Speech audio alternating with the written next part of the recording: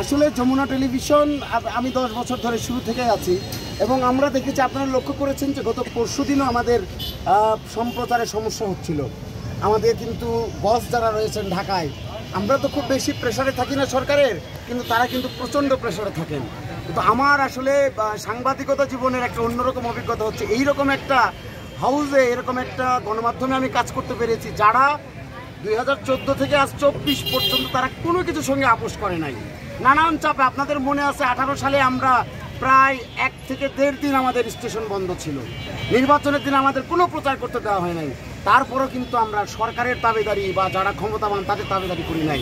এবং সেই জায়গা থেকে আমার কাছে যেটা মনে হয় যে মানে গণমাধ্যমের যে আসল চেহারা সেটা যমুনা বাংলাদেশের মানুষের,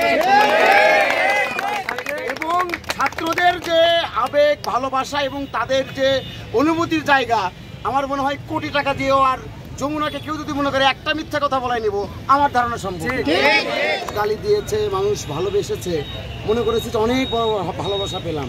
কিন্তু কালকের যে ভালোবাসা, এটা আসলে আমার বর্ণনা করার কোনো সুযোগ নেই। বিশেষ করে মানে মেয়েরা না, ছেলেরা বিশেষ করে তারা আসছিল, তারা আমাকে তো বারবার চ্যাংদোলা করে শূন্যে উঠাচ্ছিল, নামাচ্ছিল। আমি ভাবলাম আমি পড়ে গেলে তো শেষ, কিন্তু একটা ছাত্র আমাকে ফেলে দেয় নাই।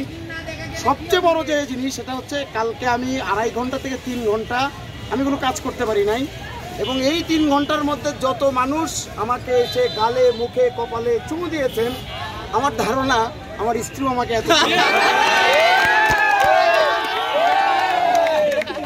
মানুষের এই ভালোবাসা আসলে আমি সারা জীবনে আমার আর প্রাপ্তির কিছু নাই। আমি যদি এখন মরেও যাই, আমার মনে হবে আমি শান্তিতে মরলাম। এই ভালোবাসা আসলে মানে প্রকাশ করেন না। শুধু আমার একটাই সবার প্রতি আহ্বান থাকবে যে যারা আমাদের যে শিক্ষার্থী ছাত্রছাত্রী ভাই বোনদের জন্য আজকে একটা বড় পরিবর্তন, বাংলাদেশের অসংখ্য মানুষের চাওয়ার পরিবর্তন হয়েছে, এই পরিবর্তনে যেন কেউ নিজেদের স্বার্থে ব্যবহার না করে। আমাদের শিক্ষার্থীরা যে ন্যায়সঙ্গত রাষ্ট্র চেয়েছে, আজকে এই 24 সাল থেকে সেই ন্যায়সঙ্গত রাষ্ট্রের যাত্রা শুরু হবে। এই